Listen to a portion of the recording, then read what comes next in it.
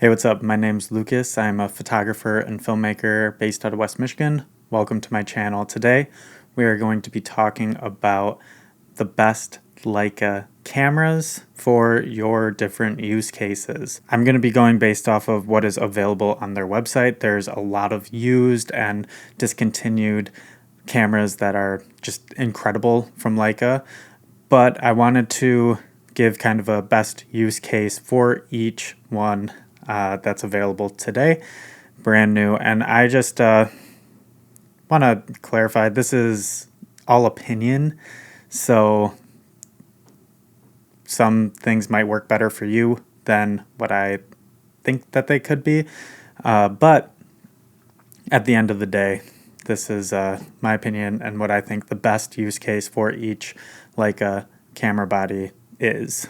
So let's jump off. I've got it all marked down below, so if you want to just jump around and do the ones that interest you, that's fine. If you want to listen to me nerd out about a bunch of different Leica cameras, that is fine as well. So let's jump in with film, because if you are shooting film and you want a brand new camera, Leica has you covered in 2023.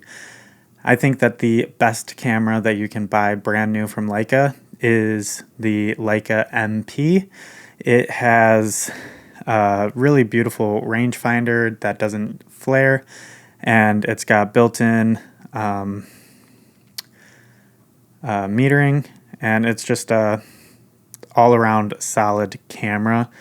It's based on the classic Leica M rangefinder style, which the M in Leica M stands for the German word for rangefinder. That's actually why it was named that. So the Leica M is probably the best, but if you want something that has a bit more of a classic look, the reissued Leica M6 is incredible. It's actually got the same, actually a lot of people say it's a just rebadged Leica MP because it's got the same viewfinder, internals and everything. It just has the Leica M6 badges on it, which actually I have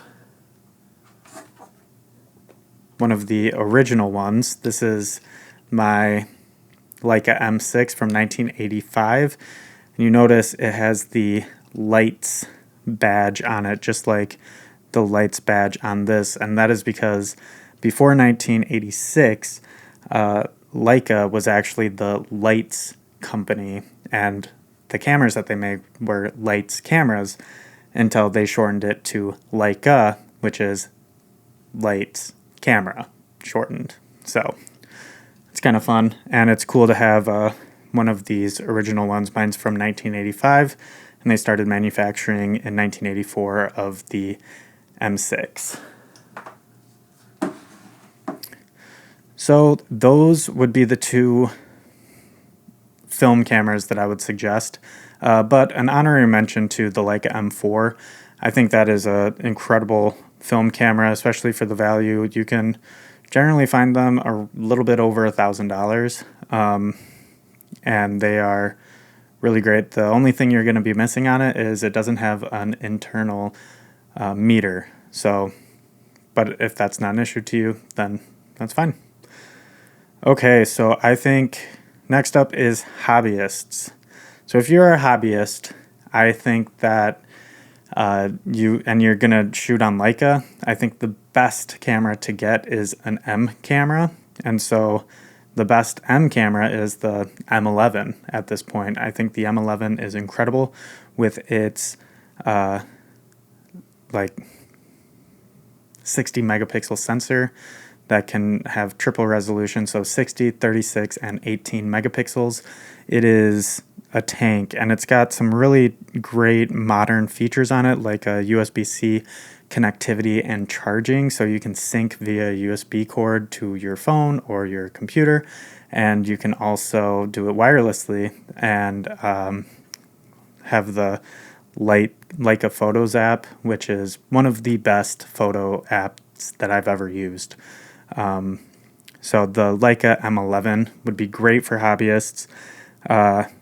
And then I think the Leica SL2 would be the second best option for hobbyists, just because I know a lot of people really love Leica for their M rangefinder cameras, but I've heard a lot of people that say that their vision's going bad or it's difficult to focus for them. But the Leica SL2 with its 47 megapixel sensor and the L mount really allows it to really allows you to adapt the M lenses onto it while also having an EVF with focus peaking through the viewfinder or through the EVF, and so you can more easily focus on things. But that is I think that those would be great for hobbyists. And then in like the specialty spot would be the Q3 or Q2, just because you get a similar feeling to the M, to the rangefinder experience with it, but it's not really like a true rangefinder experience, which is fine. For street, I think the M11 or the M11 monochrome is the go-to option for that. I recently used an M11 monochrome and it was incredible. It had all of the same incredible features on the M11, but instead of 64 gigabytes of internal storage, it had 256, and it had 200,000 ISO. So, I mean, it was just incredible camera. I have nothing bad to say about the Leica M11 monochrome except for its price. But then I think if you're a street photographer, the Leica Q3 would probably be in the second spot, specifically if you are a 28 millimeter shooter, because it is a fixed focal length lens, or it is a fixed lens. And so if you shoot on 28 millimeters and you only want one camera body, then the Q3 or Q2 is going to be perfect for you. Then after that, I would say probably the Leica SL2S, just because it's got a bit better buffering speed than the SL2 because it has a smaller megapixel sensor.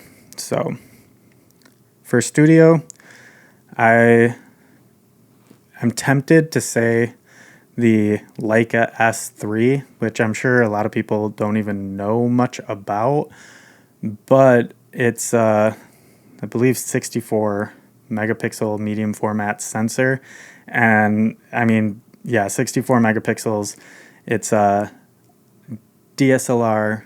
It's a medium format DSLR. That's what the S stands for, the single lens reflex style, but it is incredible. I've heard nothing but great things about the Leica S3, but it does come at a high price.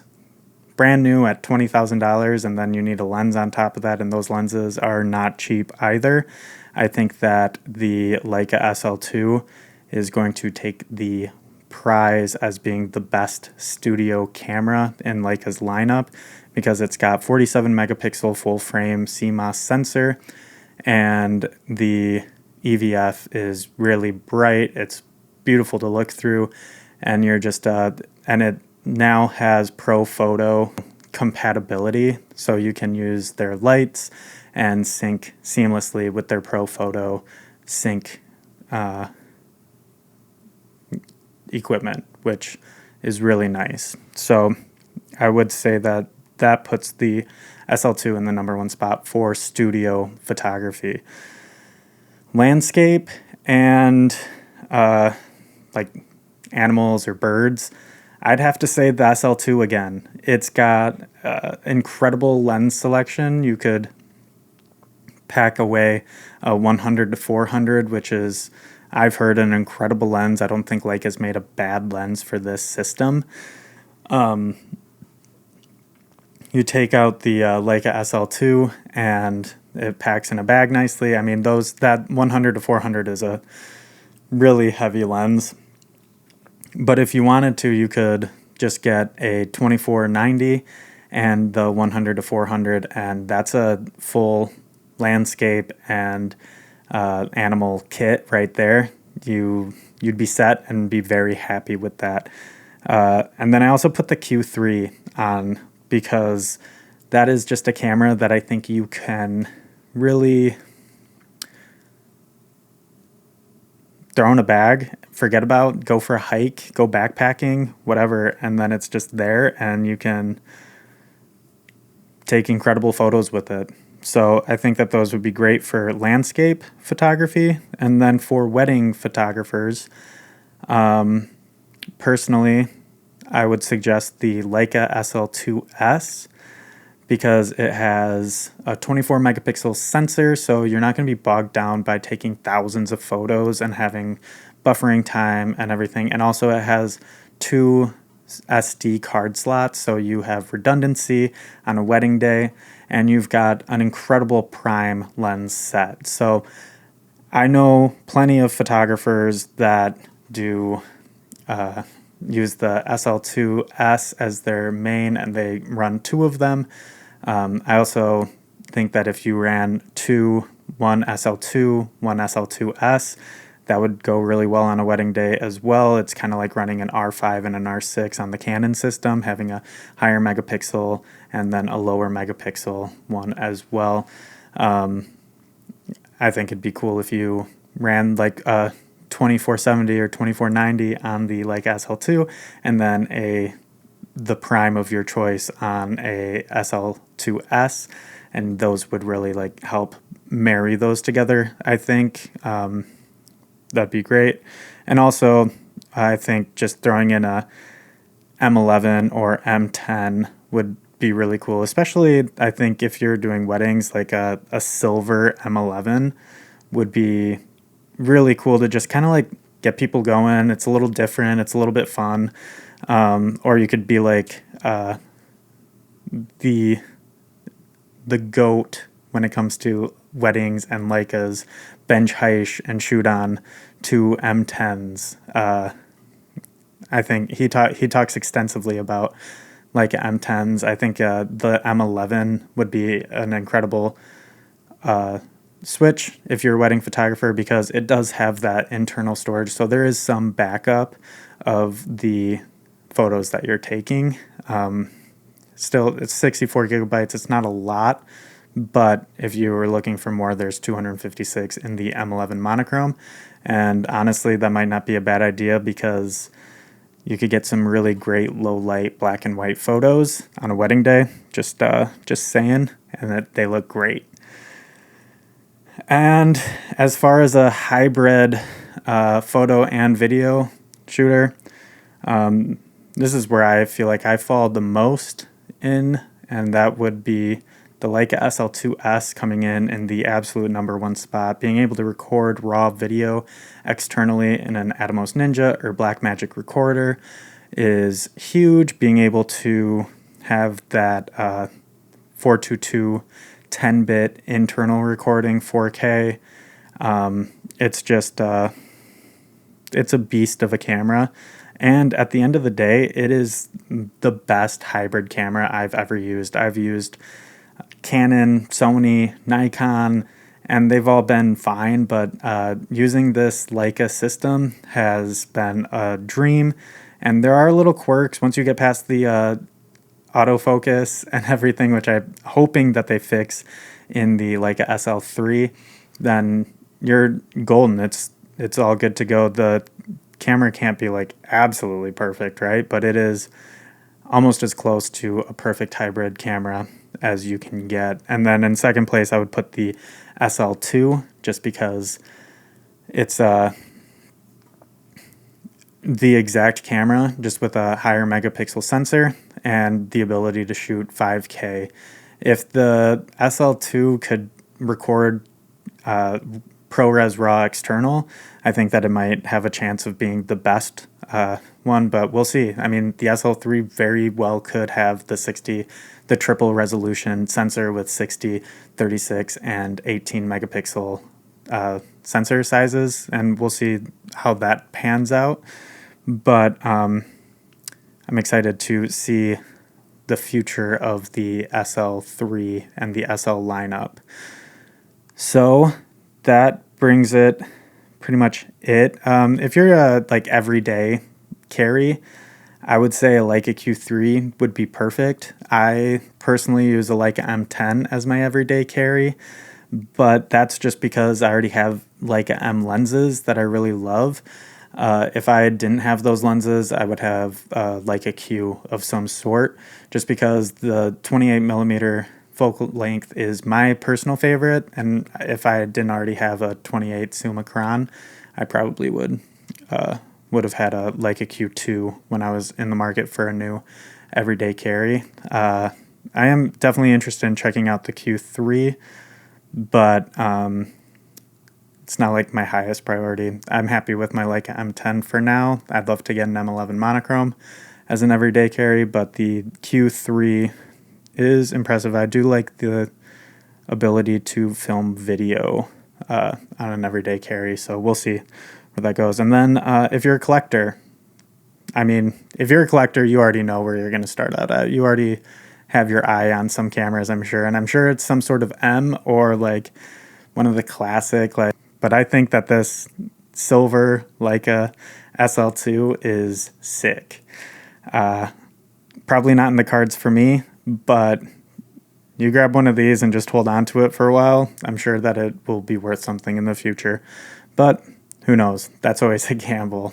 But anyways, if you've made it to this point, thank you so much for watching, and I hope I didn't ramble on too much for you, and hope that it answered some questions, at least about my opinion on where I see things landing with the Leica lineup. So if you got any questions, please comment them down below, and please like and subscribe. It really does make a difference, and I will see you in the next video.